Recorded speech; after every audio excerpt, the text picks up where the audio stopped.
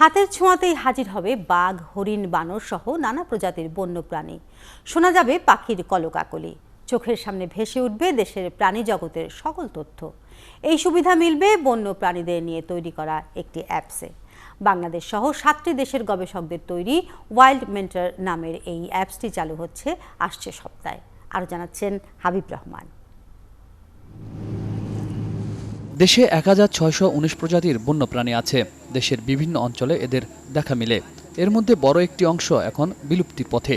কিন্তু দেশের বন্যপ্রাণী নিয়ে নেই কোনো প্রযুক্তি নির্ভর তথ্য ভাণ্ডার। বন্যপ্রাণী সম্পর্কে মানুষকে জানাতে দেশের গবেষকদের নেতৃত্বে তৈরি হয়েছে বন্যপ্রাণী বিষয়ক অ্যাপস ওয়াইল্ড মেন্টর, যার মাধ্যমে জানা যাবে কোন প্রাণী কোন অঞ্চলে থাকে, জানা যাবে তাদের আচরণ ও বৈশিষ্ট্য সহ সব তথ্য।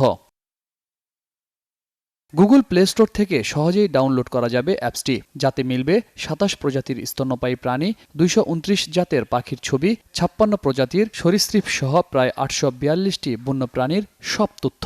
বাংলাদেশে যত ওয়াইল্ড লাইফ আছে তার আমরা 50% এখন দিচ্ছি। সেখানে সব ডিটেল, তার কি, কোথায় থাকে, হ্যাবিটেট এবং ডিটেল আছে।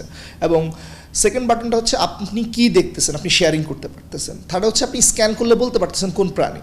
এখন আমাদের এটা সাকসেস রেট অ্যারাউন্ড 60 to 70%, এবং এটা আমরা আশা করতেছি উইদিন ভেরি শর্ট টাইম এটা 90% আমরা পৌঁছাবো। ২০১২ সালে বাংলাদেশে অ্যাপসটি নিয়ে কাজ শুরু করেন বন্যপ্রাণী গবেষক শফিকুল ইসলাম। তার নেতৃত্বে ভারত, জার্মানি সহ 7টি দেশের গবেষকরা তৈরি করেন এই apps.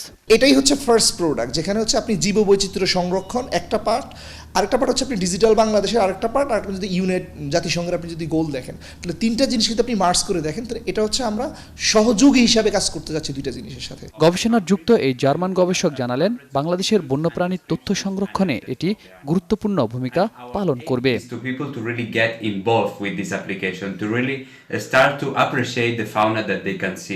And this will have a very beneficial future for conservation biology and to help conserving the animals of Bangladesh. পরিবেশ ও জলবায়ু পরিবর্তনের কারণে কোনো প্রাণী বিলুপ্ত হলে এই অ্যাপসের মাধ্যমে সেই প্রাণীর তথ্য জানা যাবে। হাবিব রহমান, ৭১, ঢাকা।